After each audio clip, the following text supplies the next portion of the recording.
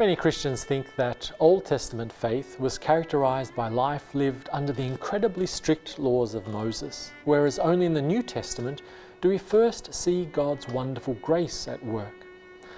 But that's not quite true.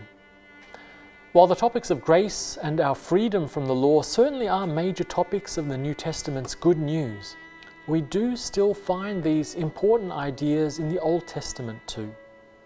The story of Hosea is one of the greatest examples.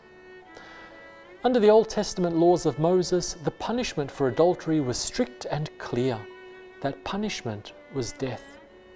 Even in cases where the people involved didn't seek a death penalty, strict exclusion and divorce were still the result.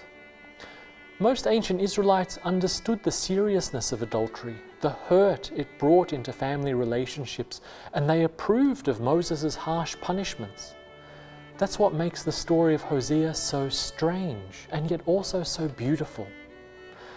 Hosea married a woman that was not faithful to him at all. Not only did she cheat on Hosea over and over again, she also got pregnant multiple times from those affairs.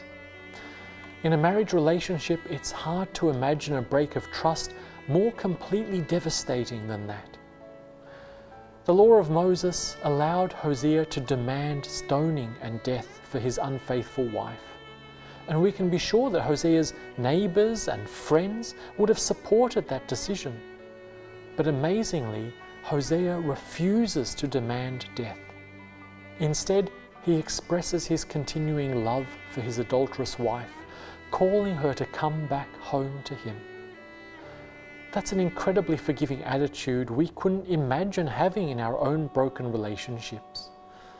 But the lesson behind the story of Hosea is that this is a metaphor for how God treats the Israelites.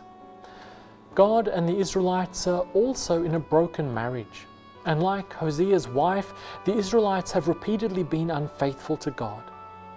God could be an angry husband, and under the laws of Moses, God could demand death for Israel. If God were to do that, everyone would understand and agree. But God refuses. God pushes aside the demands of Moses' law and instead treats Israel with grace and love. In love, God calls out to the Israelites to come home to Him again. Importantly, God does the same for us too. Even though we also wander away from God and deserve punishment under the law, in God's grace and love, God pushes aside the law. Instead, God loves us, forgives us, and calls us to come back home to Him, despite all our past faithlessness. With such wonderful love and forgiveness on offer, why should we wait any longer? Let's stop our unfaithful wandering and come back home to God today.